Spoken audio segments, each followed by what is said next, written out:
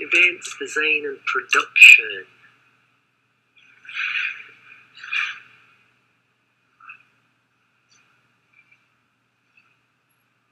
Look, just tell them about the podcast. That's all they want to know.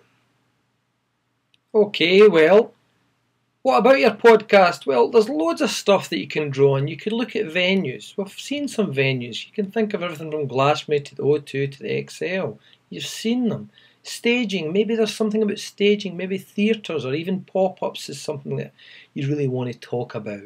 Tenting that you see at festivals or even at personal planning, this is also something that people might want to talk about. It's perfectly up to you. Animatronics, lighting, pyrotechnics, holographics, these are all the things that are impacting events just now. You might think that they're really important. You might want to do a podcast on them.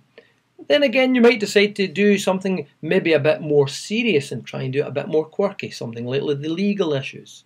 Or possibly licensing, also something that's important. Finance, you can't get away from it. Finance hits absolutely everything. Maybe you want to tackle something like that, but in a funky little way.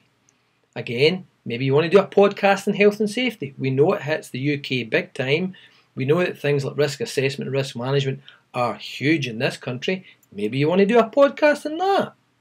Or, of course, you may decide that you're going to tackle things like the experiential, the conceptual dimensions of design, and maybe it's something like Pine and Gilmer.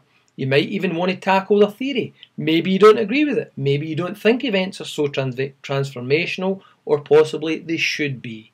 So, you've seen this stuff, this experience prism. You maybe want to say, well, I'm going to take that on, I'm going to kind of criticise it, or I'm going to challenge it or develop it. That's perfectly fine.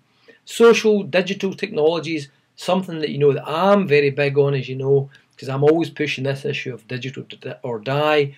Maybe you like that. Maybe that's something that you want to look at and develop a nice little podcast.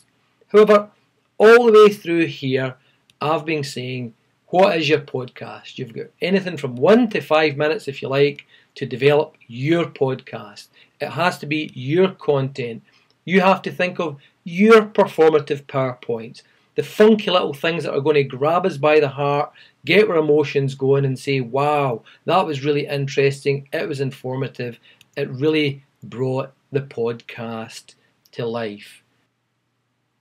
Of course, there's tons of ways you can do this, guys.